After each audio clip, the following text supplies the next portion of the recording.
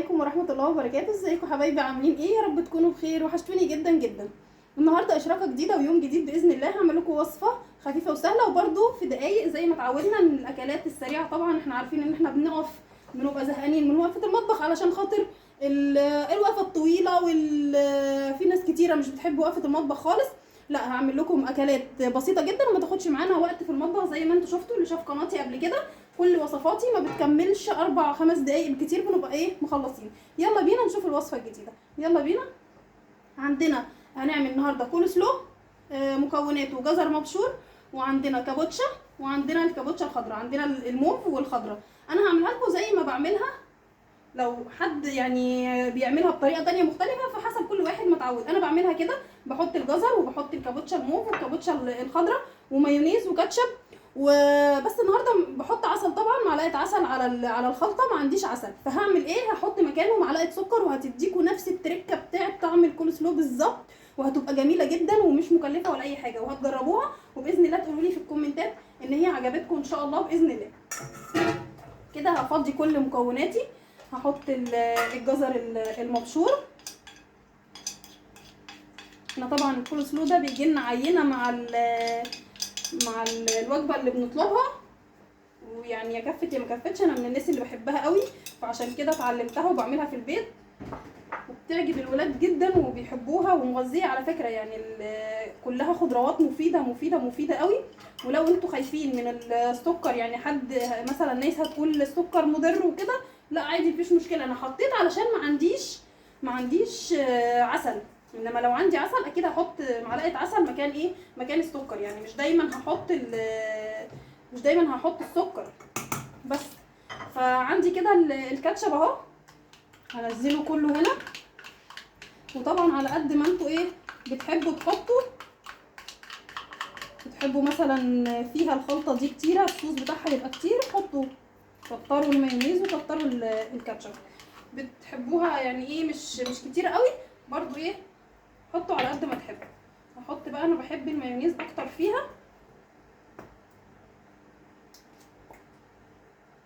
مش كل حاجه نستسهلها ونجيبها من بره يا جماعه من المحلات، لا ده احنا ممكن نعمل حاجات في البيت وتبقى جميله واحسن لنا بكتير قوي، وعلى الاقل مضمونه. احنا ساعات لما بنجيب الوجبات دي بتبقى يا اما حاجات خضار الله اعلم مركون او بايظ، او هم طبعا بيجيبوا كميات عندهم فبتبقى موجوده بقالها فتره عندهم.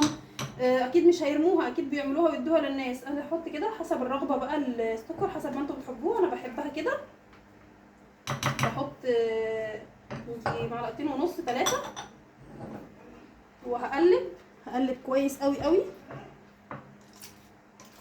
لحد ما احس ان السكر خلاص داب خالص، عشان يبقى ناعم وملمسه ناعم كده، ما احسش بيه في الاكل او مع الخضار، لا يديني طعم المزازه بتاعت العسل.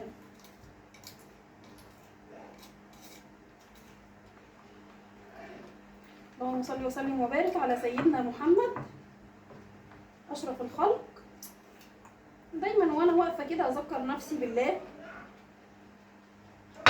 اقول بسم الله زي ما عودتكم دايما. انا طبعا ممكن ما اكونش قلت في الاول، بس انا دايما بعود نفسي الحمد لله ان انا بقول في سري طبعا، وبحب دايما ان انا اذكر الله على كل اكلي بحيث يبقى فيه بركه وفيه خير. بصوا كده اهو، ده كده بقى خلاص مملس جميل. هحط بقى كل الخلطه دي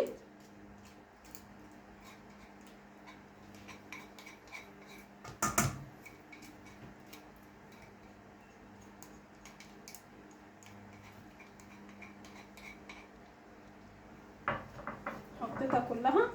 هقلب بقى، اقلبها كويس جدا، واللي عايز يزود. انا بحبها كده لان هي اصلا عباره عن، يعني انا بعملها ان هي خضروات مفيده، مش لازم ان انا اكتر الصوص ده اهم حاجه، لا انا مخلياهم ياكلوها ان هما دي خضروات. وطبعا علشان احنا في المدرسه دلوقتي والتركيز لازم نهتم باكل الولاد شويه علشان خاطر يركزوا في مذاكرتهم، وحتى في نشاطهم الذهني والبدني. لازم نهتم بكل حاجه علشان باذن الله ربنا معاهم يا رب ومع اولادنا كلهم. كده خلاص، كده قلبتها كويس قوي. طبعا انا لما ادوق بقى هلاقي ايه،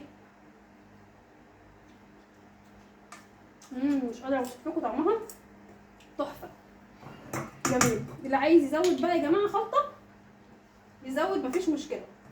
انا هحط في نفس الطبق لان هو اصلا كان مكانه صوص يعني.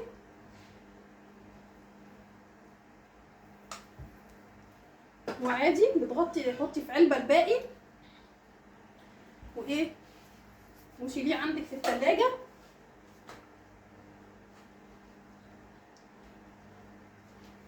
هيفضل معاكي مفيهوش اي مشاكل خالص.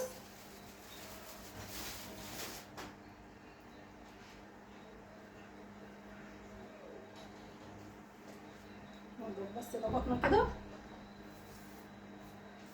ورخامتنا، لان انا اهم حاجه عندي ان انا المكان يبقى حواليا ايه نضيف. هعمل ايه، احط كده ايه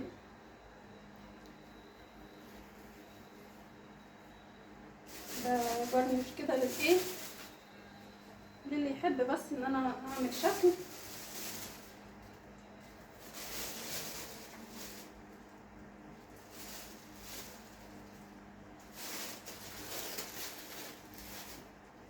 حطيت كده الزيتون. وعندي ايه بقى، كنت عامله فراخ هقدمها بقى كده مع فراخ وشويه بطاطس، برضو فراخ في البيت اللي هي الكنتاكي بعملها برضو عندي في البيت. وباذن الله اطلبوها مني وانا اعملها لكم بالظبط نفس الطعم ونفس الطريقه. باذن الله تطلع على نفس اللي بنجيبها من بره. لو عايزين تشوفوها معايا باذن الله الفراخ اطلبوها مني في الكومنتات وباذن الله اعملها لكم ان شاء الله. يا رب تكون الوصفه عجبتكم وسهله وبسيطه واكون ضيفه خفيفه على قلبكم. وباذن الله اشوفكم في حلقه جديده يا رب. وما تنسوش تشتركوا في القناه وتفعلوا زر الجرس وتدوسوا لايكات كتير بقى علشان نكبر بيكم باذن الله والقناه تبقى احسن واحسن. والسلام عليكم ورحمه الله وبركاته.